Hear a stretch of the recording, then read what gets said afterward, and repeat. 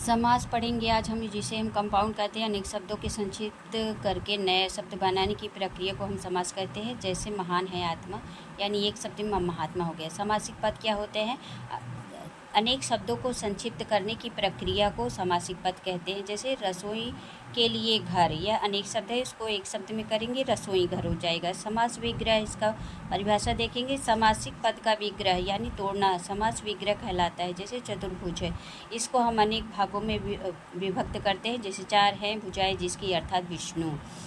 समास के भेद देखेंगे तो समास के 6 भेद होते हैं। पहला है अव्ययी भाव समास, यानी जिस समास का पहला पद प्रधान होता है और अव्यय की तरह होता है, इसे हम अव्ययी भाव समास कहते हैं। उदाहरण यथा नियम, नियम के अनुसार।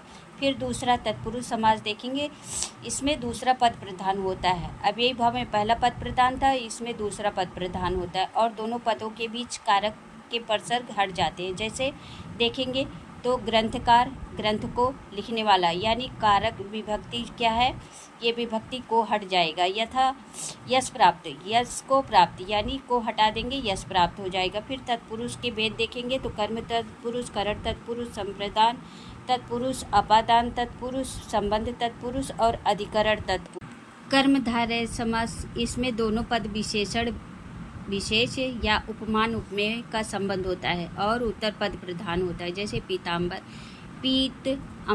पीत यानी पीला है, अंबर पीला है जो अंबर। नीलकमल, नीला है जो कमल।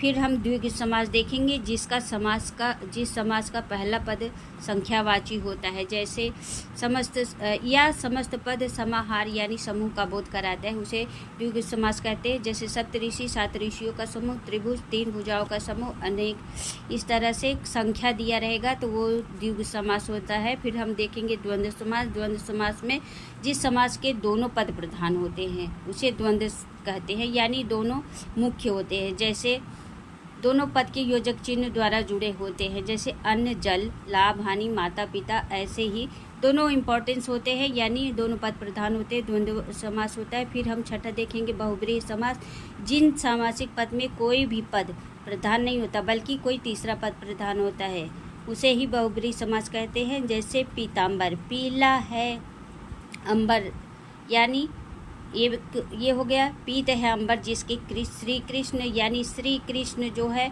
ये प्रधान हो गया। फिर नीलकंठ, नीला है कंठ जिसका, शिव, यानी शिव विशेष हो गया प्रधान।